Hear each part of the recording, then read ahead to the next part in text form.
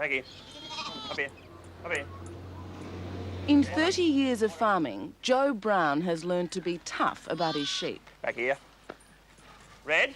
Still, nothing could prepare him for what he saw in his sheep yards the morning after the massacre. All these animals destroyed, and they were hacked and butchered and stabbed and bludgeoned, and I got a hell of a fright, really.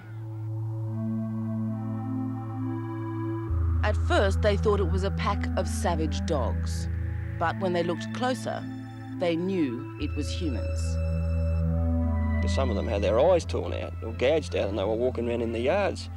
So they were obviously suffering.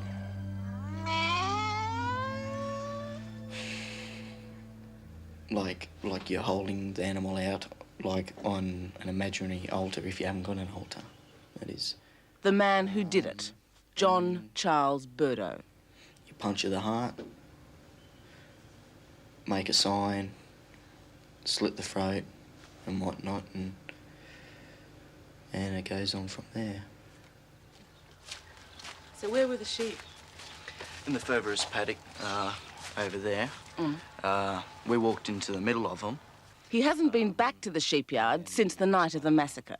I lit a few candles and drew up a rough circle and dropped some symbols on the ground.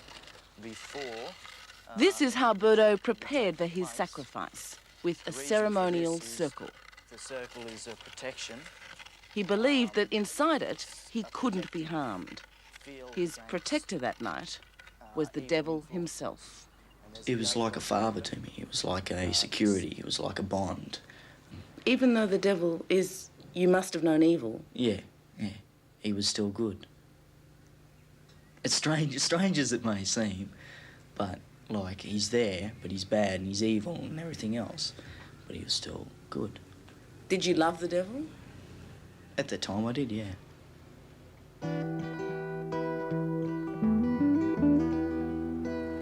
To find the devil in Warwick was an experience this quiet, profoundly respectable town has yet to get over. It's a God-fearing farming community, proud of its schools and churches. The last thing Warwick wanted was to become a case study of the dangers of the occult. You know, you think Warwick's a quiet little country town where everybody knows everybody and everybody's business. And for something like that to happen right in our midst, we were shocked. You're aware that in Africa and other countries they do have black magic, but certainly not in the Warwick district, you know. It was a complete surprise to me. When you chose to massacre the sheep as your ritual, why did you choose them? For one reason only, the Lamb of God. And that meant they had to die? Yeah, they had to die, but not for God, for another God. What tools did you use to kill the sheep? 2 butcher's knives and a tomahawk. Wayne Richard Cockram. Like Burdo, he was 17 at the time of the massacre. What did you think when you'd finished? Holy hell. I know, wake up the next morning feeling pretty guilty. I had a gut feeling we'd get caught.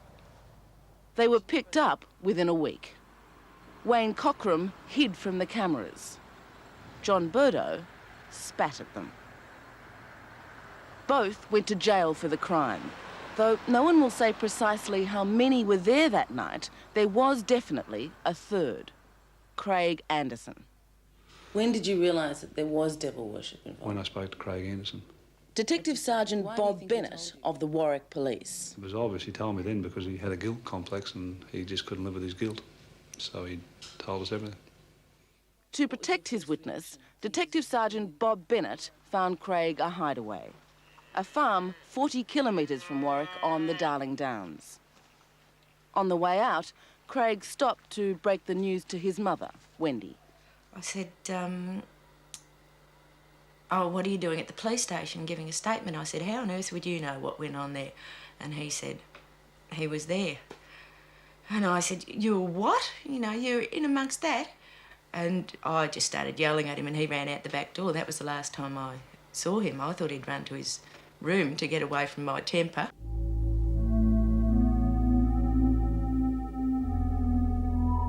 Two days later, Craig Anderson was dead, found hanging from this tree.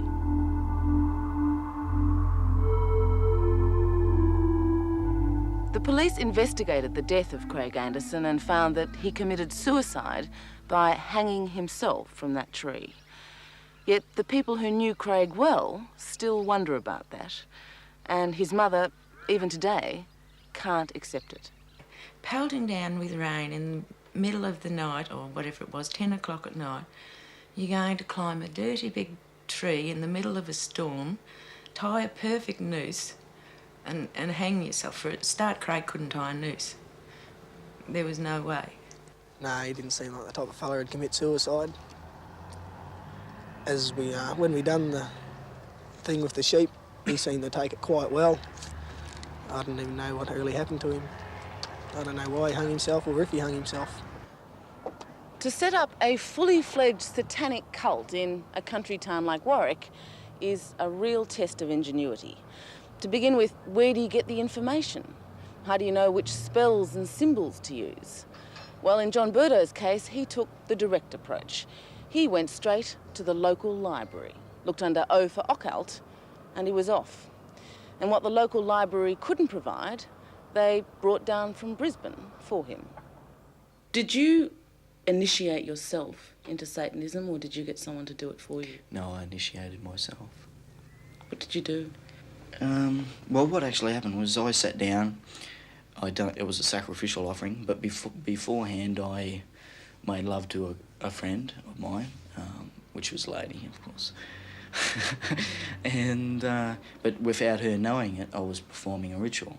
Like, before I actually had sexual intercourse with her, I lit incense and whatnot, and through my own concentration, I put myself into a trance.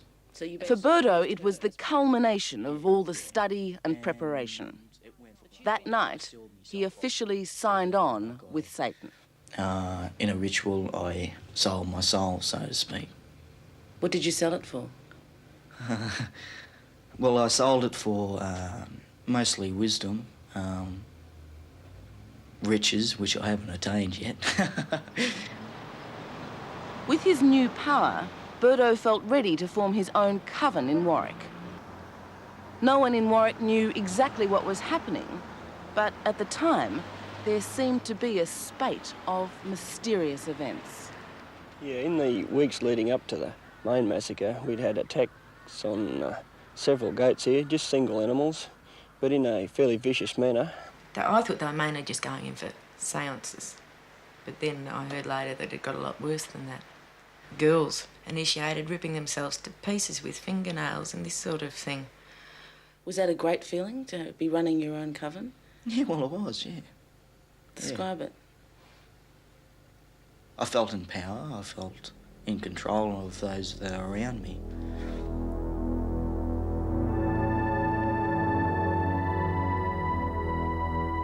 Burdo's first sacrifice was a chicken, an experience he describes as the most powerful in his life.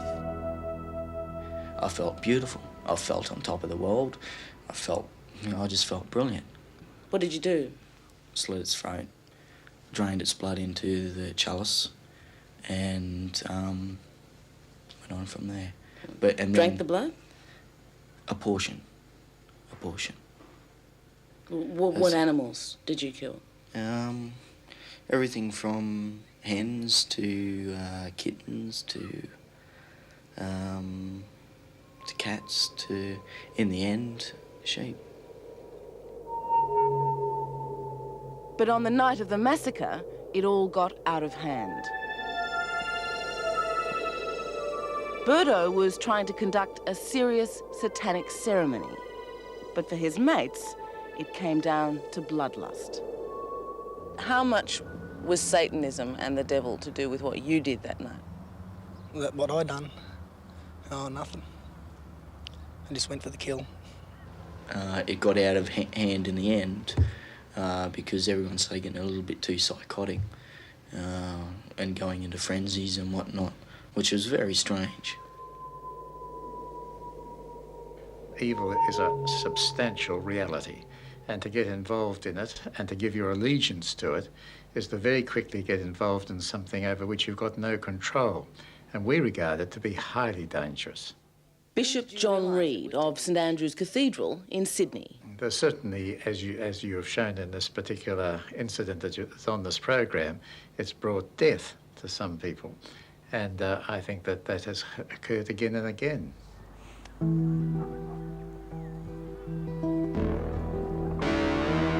John Burdo likes to see himself as the man in control, a master of the dark arts, always on the lookout for fresh recruits.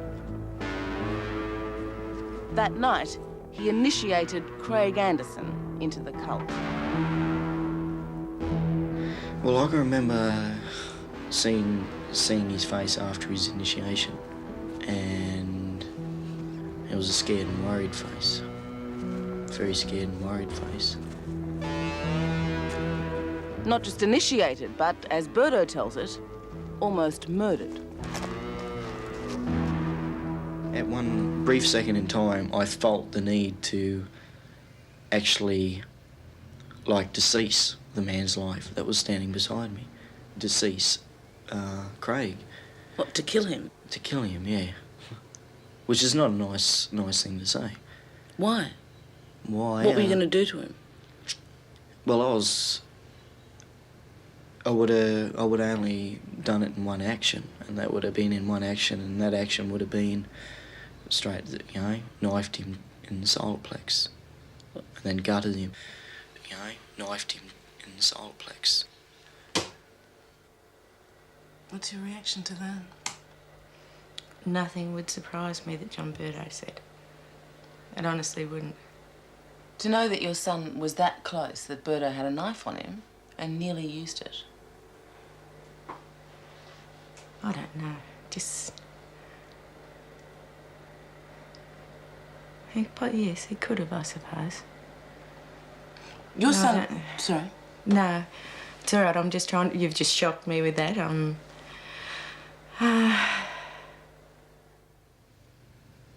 You could have stabbed one of your Yeah. good friends. Yeah, I could have, no worries at all. Yep. Without even thinking about it, just having a cigarette or something, just doing it. That's it. And it would have been all over and done with. I could have went mad and killed myself, or something. I don't really know. Because at the time I was uncontrollable, and so was everyone else that was there. I've even spoken to the police in Warwick about this, and they believe he's also capable of murder. Not only with animals, they said if it wasn't stopped when it stopped, he'd go on to something else and it'd be human beings next. If I hadn't have been pulled up at that time, it would have eventuated onto something a little bit bigger and a little bit more powerful. Craig Anderson died without telling anyone about his initiation. Burdo says he warned Craig to keep it a secret, or something bad would happen to him. You initiated him. Do you accept any responsibility for his death? I accept all responsibility. I shouldn't have even have brought him in there. I shouldn't even have been involved in it in the first place. But, it was something that happened, and I'm very sad. I wish he'd, I wish things hadn't worked out for him like that. In a way, did you kill him? In a way, I did, yeah. I feel remorse for it, but what can I do, In a way, I did kill him. Not physically, I killed him spiritually. I would warn young people from being involved in any kind of occult practices, even if they appear to be amusing or funny, because they just lead step by step, and you can't tell what's going to be around because you've got no control over them. And certainly I would give any Satan worship the widest berth. John Burdo has put the devil behind him. He wanted wisdom, he wanted riches. Now, he'd just settle for a job. If there's one lesson he's learned, it's not to underestimate the forces of evil. From your experience, from your knowledge, is it far more common than any of us being non-Satanists, imagine? Yeah, far more common. It's out there. It's out there. It's lingering in the mists.